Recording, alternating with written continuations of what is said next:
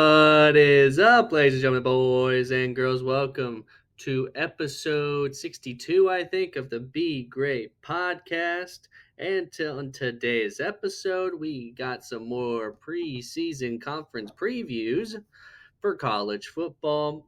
We're going to start with the Big 12 today. If we have time, we're going to get to the Big 10.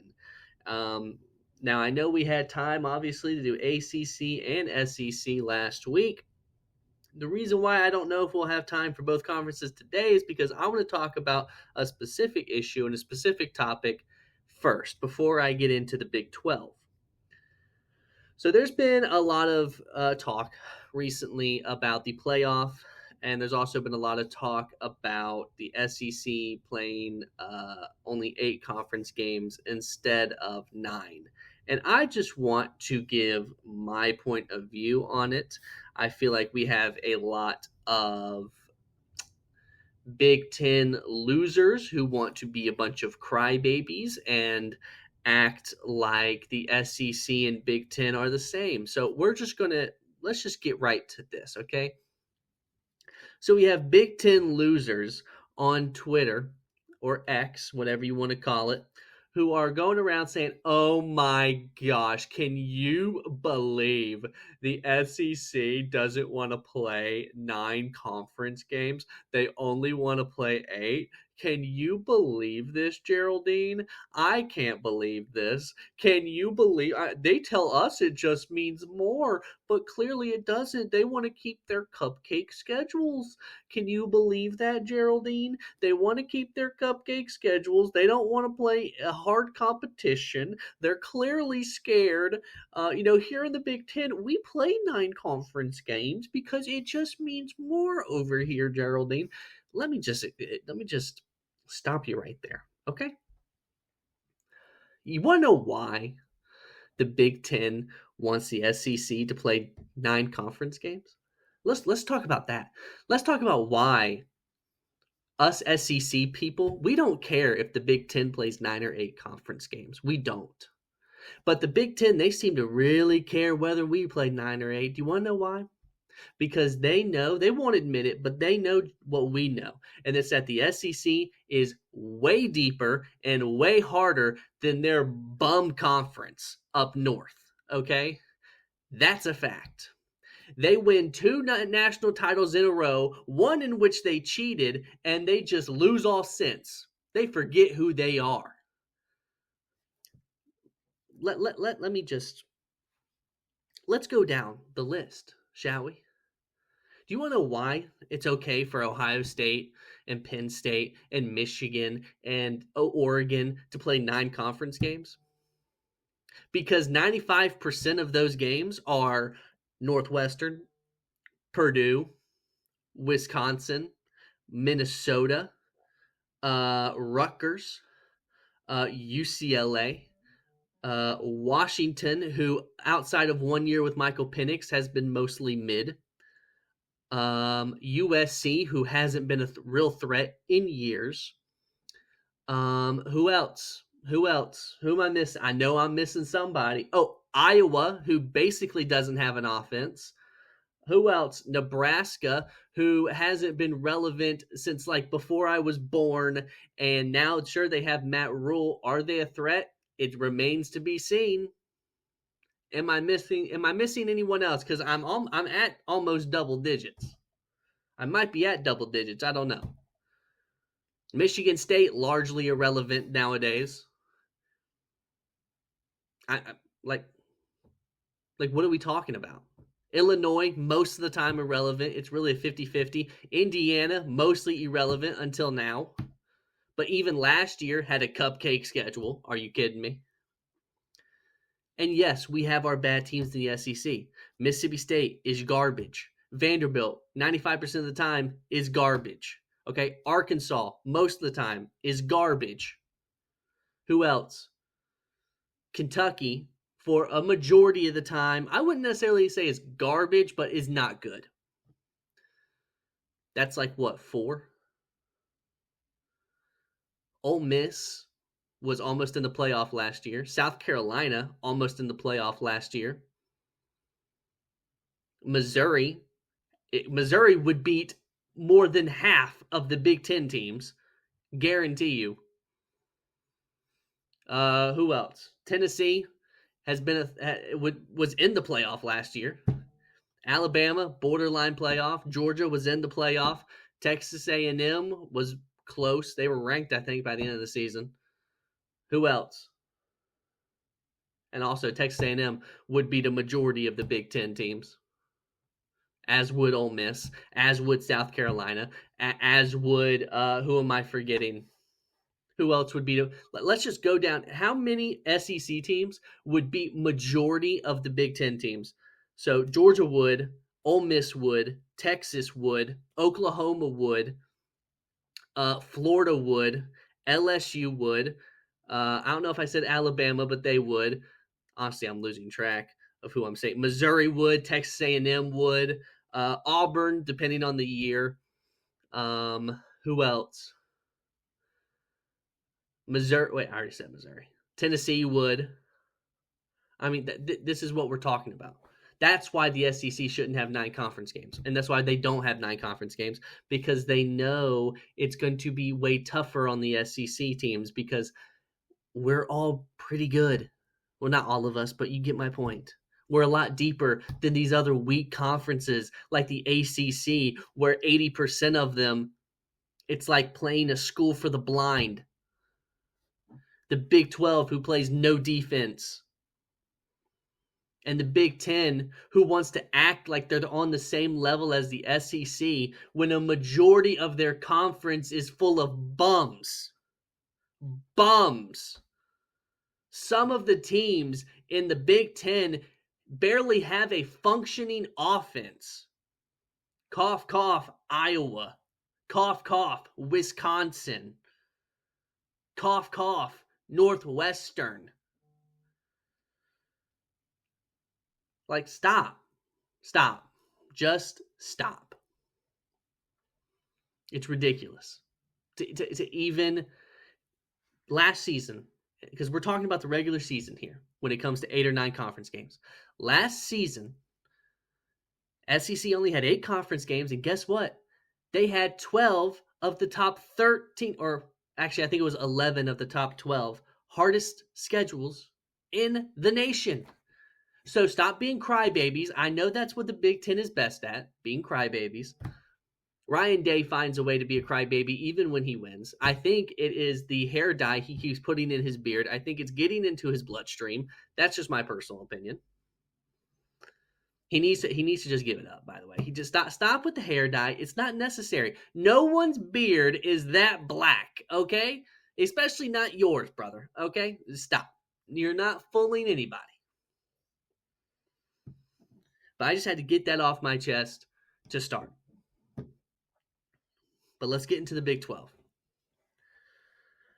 So, I had the worst team in the Big 12 last season. I said Cincinnati, which was wrong.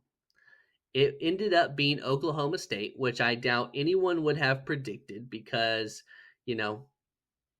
Oklahoma State had Ollie Gordon. They had some nice pieces, and yet they somehow went 3-9, which is just it's something, that's for sure.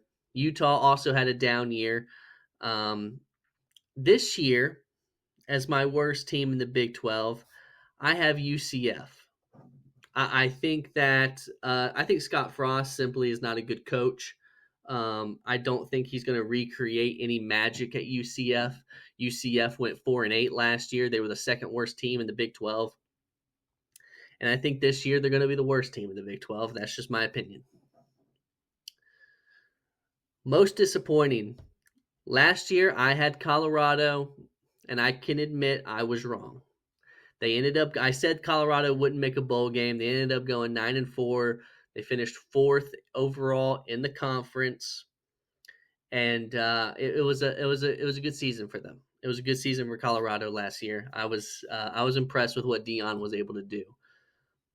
This year, I have Iowa State. Iowa State finished 3rd in the conference last year. They went 11-3 overall. At this point, I just think Matt Campbell is a little overrated as a coach. A few years ago, there was a lot of talk about, oh, could he go to the NFL? Could he get a bigger college job? And now all that's kind of died down because Iowa State, sorry, has kind of gone nowhere. And I just think it's kind of run its course at this point. And I think Iowa State could be in for a disappointing year, especially because I think Kansas State's going to be better. I think Texas Tech is going to take a massive step forward. I think Baylor could be a lot better this year. Kansas could be good. Utah is definitely going to be better than they were last year as well. So that's just what I'm coming at as far as that. And by the way, um, when it comes to Colorado, because Colorado is an interesting topic because they lost Shador Sanders, they lost Travis Hunter, and I definitely think we're going to see a fall off for Colorado. I do not see them being in contention to win the conference at all. Although I like Caden Salter, don't get it twisted. I do like Caden Salter. But I think that the loss of Travis Hunter, the loss of Shador, I think they were just so pivotal to that team. And I think you're going to see a drop off. Do I think they'll make a bowl game? I could say so. I could say so. I think what you're going to see is you're going to see them roll up against Georgia Tech week 1. And I think Georgia Tech has the potential to dominate them. And I think that's going to put a lot of people it's going to make a lot of people notice that okay, this Colorado team is not where it needs to be and there's going to be a fall off here. That's just my opinion though. Dark horse. Last year I had Kansas. They didn't even make a bowl game. They had a very disappointing season. Although their quarterback Jalen Daniels is returning for a 5th year. I did not pick them as a dark horse again. This time, but you know what? And I did it again. I didn't say the team I actually have as most surprising. Oklahoma State. That's who I have as most surprising. They went 3-9. I think it's easy to say that okay, I think Gundy will get this team back under control. Am I saying they're going to be in contention for a Big 12 championship? No, or I would have put them in dark horse. But I think they went 3-9. I could see 6-6, 7-5. Okay. I think you'll see a massive improvement with Oklahoma State. Now, back to dark horse. I already told you about Kansas. Clearly was wrong last year. I didn't do very good with my Big 12 predictions last year, as you can see. But that doesn't surprise me because the Big 12 is just confusing every year. This year, my dark horse is BYU, a team who was in the Big 12 championship, lost to Arizona State. And I like this BYU team. I think they have a ton of potential, and I think they really could be in contention to win the Big 12 this year. But I don't really hear many people talking about them. A lot of people are talking about Arizona State for good reason. I've heard people talk about Iowa State. I've heard a lot of people talk about Texas Tech for obvious reasons. I've heard a lot of people talk about Kansas State for obvious reasons. But I'm picking BYU as my dark horse here because I have a feeling they could really shock a lot of people. Conference championship game. Last year I had Utah versus Kansas State. That was obviously wrong. By the way, was BYU in the Big 12 championship game? For some reason, that doesn't sound right now that I'm sitting here saying it. It was actually okay. See, that's why I thought that was wrong. It was Arizona State versus Iowa State. That's why I was confused when I said that. I was like, I don't think BYU was in the Big 12 championship game. Yeah, they weren't. It was Iowa State. That makes a lot more sense now. But championship game last year, I had Utah versus Kansas State. Utah obviously had a very disappointing season with Cam Rising constantly being hurt. And then Kansas State, Avery Johnson took his lumps. He was, a starting freshman, and you could tell. This year, I have Texas Tech versus Kansas State. I think Kansas State has the potential. I love their coach. I think Avery Johnson has potential if he can learn how to throw a forward pass correctly. But again, you're in the Big 12 that plays no defense. So I think you have a lot of potential. Texas Tech is in running to take a massive step forward with all the additions through the transfer portal. And so I'm going to go Texas Tech versus Kansas State. I feel good in that prediction. Again, like I said, I think BYU could be there. I think Arizona State could be there. But I'm going Texas Tech versus Kansas State. And my conference champion last year, I had Utah. Obviously, a bad prediction. This year, I'm going for it. I'm going Texas Tech. I think all their additions are going to end up paying off for them, and I think going all in is all in Big 12 standards. I think is going to pay off for them, and I like that Texas Tech is really trying to find a way to be elite, and I can appreciate that, and so I think they're going to win the Big 12. I think we have time to go to the Big Ten here. So why don't we? Big Ten, those losers up north. So let me real quick pull up these standings. Alrighty. So worst team last year, I said Purdue. Ding, ding, ding. I was right on the money. They went 1-11 last season. Yikes. And this year, I'm going to say Northwestern. Purdue picked up a couple of transfer portal guys that I liked, although they lost Dynaman. And I just think Northwestern is just simply very bad. So I'm going with Northwestern to be the worst team in the Big Ten next season. Most disappointing, I said Michigan. I feel like that was accurate because could you argue there were teams that were more disappointing? Maybe. You could probably argue USC was pretty disappointing. They went 7-6. But I think Michigan was a good prediction. Yeah, they went 8-5, but they were the reigning national champions. I told everyone that their offense was going to be terrible and there was going to be a massive drop off, and that's exactly what happened. And they simply weren't very good. And it shows you how weak the Big Ten is. The fact that Michigan team, who was awful by the way, went 8-5. But I digress. This year, most disappointing. This should be of no surprise to anybody. I have Penn State. For my obvious reasons. Penn State, let me just explain something. Penn State could make the playoff and still be disappointing. Do you want to know why? Because you have idiots like Joel Klatt who go on his podcast and say, Penn State, number one team in the nation. Number one team in the nation. You have people predicting that saying, oh, this is Penn State's year. This is James Franklin's year. Oh, this is Drew Aller's year. It's not Drew Aller's year. Do you want to know why? I should make a t-shirt at this point because I've said it so much. Why, ladies and gentlemen? Why will Penn State not win the national championship this year? Because Drew Aller sucks. That's right. He sucks. Therefore, Penn State's going to have a disappointing year because they're not better than Ohio State. They're not better than Oregon. Once again, that's the case. Okay? And it will remain the case until they don't have Drew Aller at quarterback. Plain and simple. It's not that hard to understand. He's terrible. He's terrible. Most surprising, last year I had Michigan State. I think they went 5-7.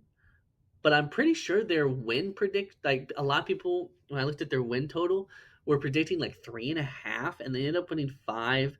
And again, I wanted to pick Indiana. I said it on the episode where I picked Michigan State. I wanted to say Indiana, and that would have been the right prediction, obviously. But I just want the record to show I did predict Indiana to be really good. Just want to put that out there. But I'm picking Michigan State again. I believe in Jonathan Smith as a head coach. I think I'm a bigger fan of Aiden Childs, their quarterback, than most people are. And I just see potential there. I just do. I don't know why. I just do. Dark horse. I picked Iowa last year. It wasn't a terrible prediction. They were 8-5. They finished 6th in the Big Ten. When you consider how many Big Ten teams there are, that 6th is pretty good. but still not correct. This year, I'm going with an interesting one. I'm going with Washington. I think that Washington can be a team because, first of all, when you have teams in the Big Ten who are used to playing that Big Ten schedule, but now they have to travel all the way out west to play some of these games, I think that really gives a strong advantage to teams like Oregon, USC, Washington. I would say UCLA, but they suck. And I think that really goes to their advantage. But then again, you have to say the other way around gives all the Big Ten teams their advantage. But I think Washington could have a solid year. I like their head coach. And, I think they're a team that's going to get better and better each year they're in the Big Ten. Championship game. I had Ohio State versus Oregon. I had the Oregon part right. Um, Obviously, Ohio State did not play in the Big Ten championship game. It was Oregon versus Penn State. Um, and then I have Ohio State versus Oregon again. I don't believe in Penn State, as I've said a million times.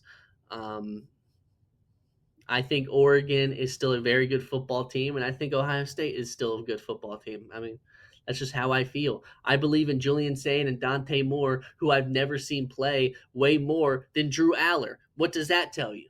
I'll tell you what it tells you. It tells you that Drew Aller sucks. That's what it tells you. Conference champ last year, I had Ohio State. That was obviously wrong.